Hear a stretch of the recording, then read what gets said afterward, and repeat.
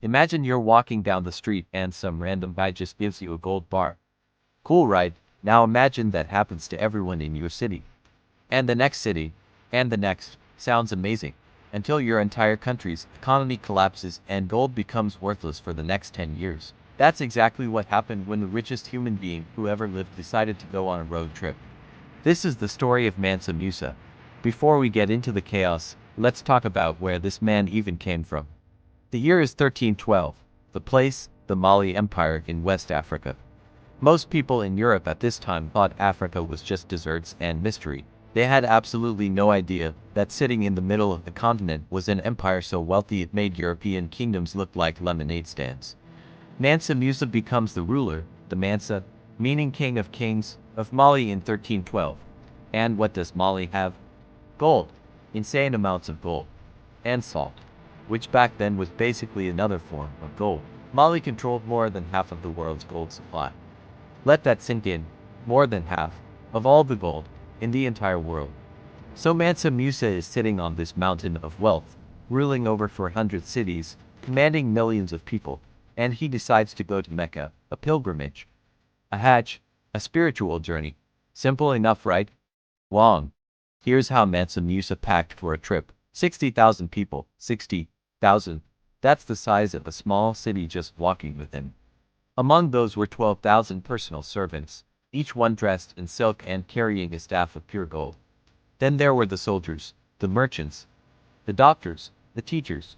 Oh, and 80 camels, each carrying between 50 and 300 pounds of gold dust. The whole procession stretched so far you couldn't see the beginning from the end.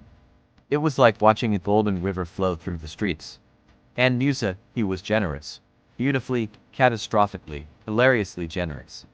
Every city he stopped in, Cairo, Medina, he just handed out gold. He built mosques on the spot just because he felt like it. He tipped so extravagantly that people thought he was a god. Now here's the thing about gold. Its value depends on how rare it is. Mansa Musa did not get that memo. By the time he rolled through Egypt, he had dumped so much gold into the economy that the value of gold just crashed. Prices of basic goods skyrocketed. Historians call it a crisis. I call it the most expensive act of kindness in history.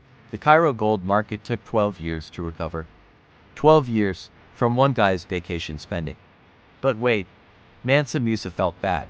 He actually felt guilty about accidentally destroying Egypt's economy with his generosity. So on his way back home, he tried to fix it. How? By borrowing gold back from Egyptian merchants, at interest. The richest human being in recorded history went into debt to fix the damage caused by having too much money. After his pilgrimage, Mansa Musa came back and built universities, libraries, the famous Gingerbread Mosque in Timbuktu. He turned Timbuktu into one of the greatest centers of learning in the entire world. Scholars came from across Africa and the Middle East. He put Mali on the map, literally. European cartographers started drawing him on their maps sitting on his throne with a golden scepter.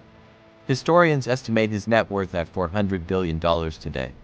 Not Elon Musk, not Jeff Bezos, nobody comes close. Mansa Musa wasn't just rich.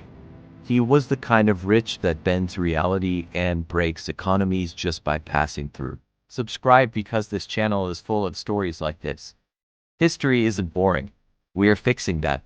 See you in the next one.